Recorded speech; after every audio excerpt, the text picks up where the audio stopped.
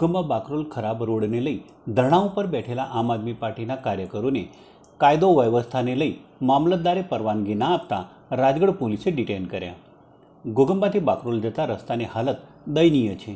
છેલ્લા કેટલાય સમયથી આ રોડનું નવીનીકરણ કે રિપેરિંગ કામ ન થતાં આમ આદમી પાર્ટી દ્વારા આજરોજ મામલતદાર કચેરી ખાતે ધરણા પ્રદર્શનના કાર્યક્રમનું આયોજન કરવામાં આવ્યું હતું, પરંતુ ઘોઘંબા મામલતદાર દ્વારા કાયદો અને વ્યવસ્થાની પરિસ્થિતિને લઈ ધરણાની પરવાનગી ન આપતા ધરણા ગણતરીની મિનિટોમાં સમેટાયા હતા।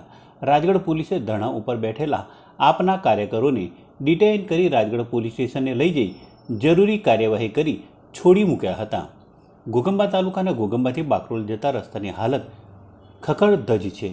આ વિસ્તારમાં રહેતા જાગૃત નાગરિકો દ્વારા તંત્રને વારંવાર લેખિત રજૂઆત કરવામાં આવી હોવા છતાં તંત્રની આંખ ન ખુલતા આમ આદમી પાર્ટીના કાર્યકરો દ્વારા આજરોજ ઘોઘંબા મામલતદાર કચેરી ખાતે ગાંધી ચીરિયા માર્ગે ધરણા પ્રદર્શનના કાર્યક્રમનું આયોજન કર્યું હતું।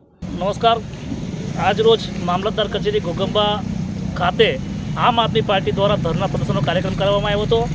કારણ એવું હતું મિત્રો, 29/1/2024ના રોજ બાકરોલથી ઘોઘંબા રસ્તા માટે આવેદનપત્ર આપ્યું હતું, એને રજૂઆત કરી 1 વર્ષ થઈ ગયું અને લાસ્ટમાં 8/1/2025 પણ એક આવેદનપત્ર રજૂઆત કરી હતી કે ભાઈ અમે 16 તારીખે ધરણા પ્રદર્શન કરવાના છે, પ્રતિક ઉપવાસ શરૂ કરવાનો છે।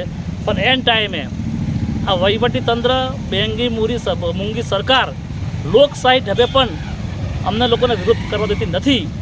રસ્તો એટલો બધો ખરાબ છે છતાં પણ અમારી વાતને માન્ય રાખ્યા વગર અમારી પરમિશનને એન ટાઈમે રદ કરી અમને ડિટેન કરી દે અહીંયા પોલીસ સ્ટેશન ઘોઘંબાથી લાવ્યા છે ને અમે છોડવામાં આવ્યા છે અને આવનારા સમયમાં પણ અમે અગાઉનો કાર્યક્રમ આપવાના છીએ। આમ આદમી પાર્ટીના કાર્યકરોએ ઘોઘંબા મામલતદારને પરવાનગી માટે અરજી આપી હતી।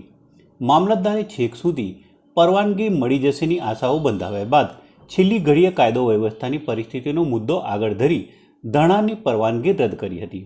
તો બીજી તરફ પ્રદર્શનકારીઓએ લાગ્યું કે મામલતદારે કહ્યું છે તો પરવાનગી મળી ગઈ તેની આશાએ ધરણા માટે સામિયાણો તૈયાર કરાવ્યો હતો અને પ્રદર્શનકારીઓ ધરણા ઉપર બેઠાની ગણતરીની મિનિટોમાં જ રાજગઢ પોલીસ સ્થળ ઉપર આવી આપના કાર્યકરોને ડિટેન કરી પોલીસ સ્ટેશન લઈ ગયા બાદ કાર્યકરોના નામ ઠામ લખી ઔપચારિકતા પૂરી કરી કાર્યકરોને છોડી મૂકવામાં આવ્યા હતા। ત્યારે ધરણા બાબતે મામલતદાર અને પોલીસની કામગીરી માર્ગ અને મકાન વિભાગ માટે લાભદાયક રહી હતી।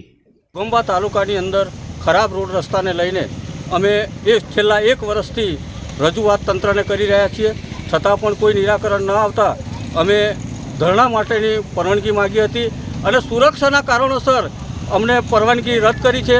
સુરક્ષા તો અમારી નહીં, પણ સુરક્ષા જો સરકાર રોડ પર આપે તો બહુ સારું, કારણ કે ત્યાં અકસ્માતો થાય છે, ત્યાં ખાડાને લીધે અકસ્માતો થાય છે। જે સુરક્ષા માટે અહેવાલ આપીને અમે જ્યાં શાંતિથી ગાંધી ચિંધ્યા માર્ગે ધરણા કરતા હતા ત્યાં કોઈ જાતની સુરક્ષાની અગવડ નથી। અગવડ તો ત્યાં છે કે જ્યાં ખાડાઓને લીધે ત્યાં અકસ્માતો થાય છે, ત્યાં જરૂર છે સરકાર જાગે વહેલી તકે અને આ રસ્તાનો નિકાલ લાવે તેવી આ તંત્રને વિનંતી।